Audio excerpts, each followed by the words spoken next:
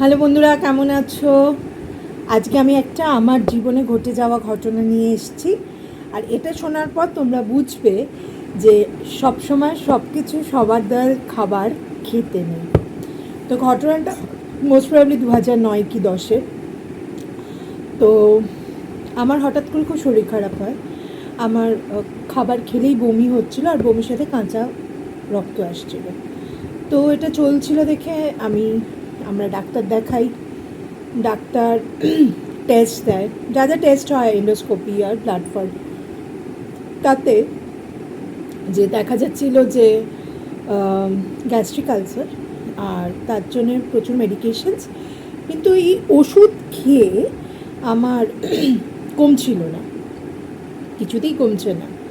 আস্তে আস্তে আমার হেলথ ডিটোরিয়েট করে, আমি রোগা হতে থাকি, আমার খাওয়ার ইচ্ছে চলে যায়। আর রক্তটা এবার খাওয়ার পরে হচ্ছিল না, এবার যখন তখন হচ্ছিল। তো আর সেটা কিন্তু কাঁচা রক্ত বেরোচ্ছিল। এটা দেখার পর প্রায় 3-4 মাস পরে আমার ওর এক মানে বোন আমাদের পাশেই থাকে। ও এসে বলে, বৌদি আমার এক পরিচিত আছেন অমিত দা, তারাপীঠে আসেন, উনি তো রাঁচিতে থাকেন, কিন্তু উনি কোনো তান্ত্রিক না, ওনার প্যাশন সাধনা করা, তুমি একবার দেখাতে পারো। তো না, ফোন নাম্বারটা দেয়। তো আমরা বহুবার চেষ্টা করি ওনার সাথে কন্ট্যাক্ট করা, বাট হচ্ছিল না। অ্যাট লাস্ট ডিসেম্বরে গিয়ে কন্ট্যাক্টে প্রায় 3-4 মাস পরে ওনার সাথে কন্ট্যাক্ট হয়। তো ডিসেম্বরে আমাদের অমাবস্যাতে যেতে বলে। তো উনি রাঁচি থেকে ড্রাইভ করে মানে প্রতি অমাবস্যায় তারাপীঠ আসেন, সাধনা করেন। আর ওনার ব্যাপারে একটু বলি। উনি হলেন বেসিক্যালি সাধক মানে গৃহস্থ সাধক। উনি মেডিটেশন করেন, সাধনা করেন, কিন্তু সেটা টাকা রোজগার করার জন্য না। ওনার এটা ভালো লাগে, ওনার প্যাশন, ওনার মায়ের সাথে ওনার একটা আলাদা কানেকশন আছে। তো ওনার নিজস্ব বিজনেস আছে, যেটা অমিতদার মিসেস দেখেন। তো তার সাথে আরেকজন আছেন বাপিদা। এনারা সবাই মেডিটেশন করেন, এনারা সবাই সাধনা করেন, কিন্তু এটা প্যাশন, এটা ওনাদের টাকা রোজগার করার নয় জায়গা। তো যাই হোক, অনেক কষ্ট করে ডিসেম্বর মাসে একটা ডেটে আমরা দেখা করি। তো আমরা কলকাতা থেকে চলে যাই গাড়ি নিয়ে। তো সন্ধ্যাবেলা আমি আরও যাই।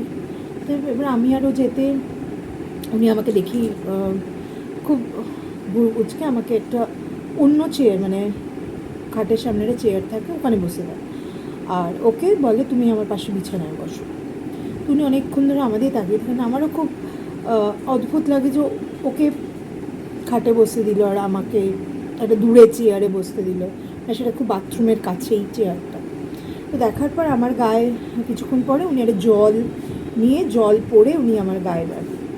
তো ডিসেম্বর মাস, বেশ ঠান্ডা। তো এমন ঠান্ডা না যে আমার কাঁপুনি হবার মতন ঠান্ডা লাগছে। তো আমার হঠাৎ করে মনে হচ্ছে পেট থেকে কাঁপুনি শুরু হয়, মানে করছি আমি। তার সঙ্গে সঙ্গে আমাকে আর ওকে বলে, তোমরা এতে যাও, এখন এক্ষুনি মায়ের চরণে যাবে, ওখানে নমস্কার করে কাল সকালবেলা ভোরবেলা সূর্য জাস্ট উদয় হবে, তোমরা মায়ের চরণে আমাকে বলে, তুমি সব লাল বস্ত্র পরবে, সব লাল শাড়ি, আমাকে শাড়ি পরেছিলাম আমি লাল রঙের, আর মোটা করে সিঁদুর পরবে, লাল মানে সিঁদুর পরে আসবে। তো অ্যাজ ইউজুয়াল আমরা বেরিয়ে মায়ের চরণে যাই। তো ও কিছু একটা কেনাকাটার জন্য ও বলে, তুমি যাও, গিয়ে নমস্কার করো, আমি আসছি। বিশ্বাস করবে না, আমি মায়ের চরণে যখন যাই, অদ্ভুত কি বিশাল লাইন, আর ওখানে গিয়েই আমার পেটে কি অসহ্য ব্যথা শুরু হয়। বলছে আমাকে এক্ষুনি ওয়াশরুম যেতে হবে, বলে আমি 1 সেকেন্ডও দাঁড়াতে পারি না, আমি হোটেলে চলে আসবো। মা হোটেলের কাছাকাছি আসি, আমার পেটে ব্যথা কমে যায়। আমি এসে গেছি কোনো হোটেলের ভিতরে হোটেলে ঢুকে যাই। তো আসে, কী হলো, তুমি গেছিলে চরণে? আমি যে হ্যাঁ, বিশাল লাইন, আমার শরীর গরম করছিল, আমি পারছিলাম না, আমি চলে এসেছি। বলে কোথাও লাইন নেই, আমি গিয়ে পুজো টুজো দিয়ে এসেছি। হ্যাঁ, তুমি এই করো। ও অনেক কথা বললো, কিন্তু ইনফ্যাক্ট আমি যখন গেছিলাম তখন সত্যি বিশাল লাইন ছিল। তো পরের দিন ঠিক 6টা, 6:30 কি 7টা ম্যাক্সিমাম, তো আমরা যাই মায়ের চরণে। তো অমিতদা, বাপিদা আর একজন ছিলেন, ওনারাও আসেন। কিন্তু এই অমিতদা সাদা বস্ত্র পরেন, উনি কোনো মানে অন্য কোনো কালার পরেন না, বাপিদাও তাই। তো ওরা বসেন। তো মায়ের চরণে একটা সাইডে বসার জায়গা আছে। তো প্রথমে অমিতদা বসেন, তারপরে বাপিদা বসেন, তারপরে আমি বসি, তারপরে ও বসে। এবার আমাকে বলে যে যার আমাকে বলে তুই একটা হাত বাপিদার গায়ে মানে হাত দিয়ে রাখ, ধরতে হবে না, জাস্ট টাচ, আর তুই একটা হাত ওর গায়ে আমি দিয়ে রেখে বলি তুই যা, যে ঠাকুরের তুই ভক্ত বা যে ঠাকুরকে তোর ভালো লাগে চোখ বন্ধ করে তার মানে তাকে চিন্তা কর। আমি তো চোখ বন্ধ করছি, মাথা ঘোরাচ্ছে, গা গুলাচ্ছে। আস্তে আস্তে আমি দেখছি যে আমি আর চোখ খুলতেও পারছি না, দুটো হাত তুলতেও পারছি না। আর আমার গলার কাছটা মনে হচ্ছে কি একদম গলার টিপে ধরে আছে, মানে আমার দম আটকে আসছে। আমি মানে ছটফট করছি। এবার দুদিক দিয়ে যে হাতটা তুলে আমার গলায় দেবো সেই ক্ষমতাটাও আমার নেই। তো অমিতদা পাশ থেকে বলল যে একটু কষ্ট হচ্ছে বুঝতে পারছি, আর একটু ধৈর্য ধর। আমি বুঝতে পারছি কষ্ট হচ্ছে করে কিছুক্ষণ পর আমার মানে আমি সোয়েটার সব পরে গেছিলাম, মানে মানে হলো কান দিয়ে, নাক দিয়ে, মুখ দিয়ে একটা গরম হাওয়া বেরোলো। আর সেটা একদম মানুষের চামড়া পোড়ার গন্ধ হয় না, সেই চামড়া পোড়ার গন্ধ, মানে পচা গন্ধ বেরোচ্ছে না, আমি গন্ধটা পাচ্ছি। তার 2-3 মিনিটস পর একটা সুন্দর ফুলের গন্ধ। তারপর আমি আস্তে আস্তে যখন চোখ খুলতে পারলাম, মানে সেই সময় দেখছি যে আমার ওর চোখ দিয়ে জল বেরোচ্ছে। আর অমিতদা বললো তুই রিলিজড, তোকে যে খাইয়েছিল পায়েসের মধ্যে শ্মশানের ক্রিয়া করা জিনিস, যাতে মানে আমাদের তখন আমি আরও দুজনে মিলে বিজনেস করতাম সেই সময়, তো সেটা কোনোভাবে কিছু একটা করার জন্য, আর তুই রিলিজড হলি। সেই সময় সোয়েটার টোয়েটার খুলে ফেলেছি, আমার দম বন্ধ লাগছিল, কিরম শরীর করছিল। রিলিজড হলি, মায়ের প্রচুর আশীর্বাদ যে তোকে এটা আমি রিলিজ করাতে পেরেছি। আর এটা যে করেছে তার কাছে এটা রিটার্ন গেছে। কিন্তু আমি তোকে কথা দিতে পারছি না যে আমি আর তোকে মানে পরবর্তী ওরা কিছু মানে আবার যদি কিছু করে তো সেটা আমি কীভাবে মানে সেটা আমি আটকাতে পারবো না, কারণ কি আমি ওই মাপের এখনও যাইনি। খুব ভালো কথা। তো অমিতদা আমাকে একটা তাবিজ দেয়, সেই তাবিজটা আমি পরে থাকি লাল কারে। তো আমরা সেদিনই ফিরে আসি সন্ধ্যেবেলা। তো আমায় বলেছিল কোনো পায়েস, পান,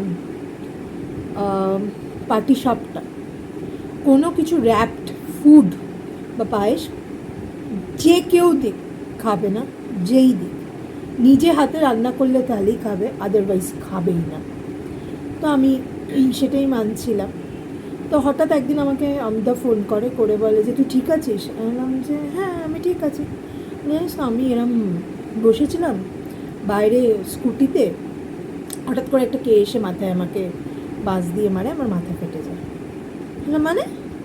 বলে হ্যাঁ, তো দেখ আমি তো গৃহস্থ, আমারও ফ্যামিলি আছে, তুই একটা কাজ কর, তোর গলায় যেটা আমি দিয়েছি তাবিজটা তুই ওটা গঙ্গায় ফেলে দে, জলে মানে ভাসমান জলে। তো আমরা কি গঙ্গায় গিয়ে ফেলে দিয়ে এসেছিলাম।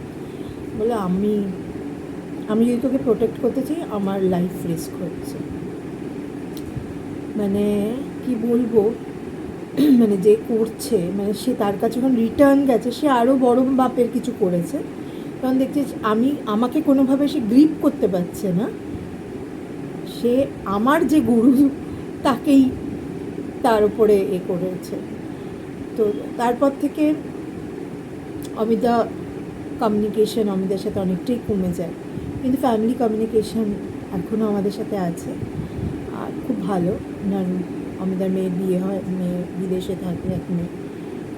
তো যাই হোক, তো কিন্তু আর এই ম্যাটারে অমিতা আমার সাথে কোনো আলোচনা করে না বা আমায় কিছু বলেও না, কারণ কি অমিতা জানে যে কেউ যদি কিছু করেও থাকে বা করেও, অমিতার পক্ষে আমাকে প্রোটেক্ট করা সম্ভব। যাই হোক, তো বি কেয়ারফুল অ্যাবাউট যে নো, মানে সে বন্ধু হোক, বান্ধবী হোক, ফ্যামিলি হোক, যেই হোক, কখন কে কার প্রতি জেলাস হবে। আর জেলাসিটা কিন্তু লোকে মুখে খুব কম এক্সপ্রেস করে, কাজে করে দেখায়। তারা তোমার ভালোটা কখন অ্যাকসেপ্ট, মানে আমরা মানুষের কেউ কারোর ভালোটা অ্যাকসেপ্ট করতে পারি না, কারোর উন্নতি আমরা অ্যাকসেপ্ট করতে পারি না।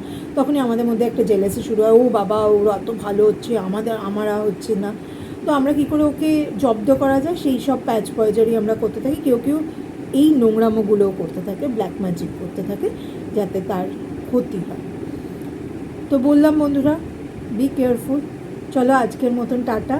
তো ও আরেকটা কথা, তো আবার আমাদের একটা প্ল্যান হচ্ছে, সেটা আবার শেয়ার করব।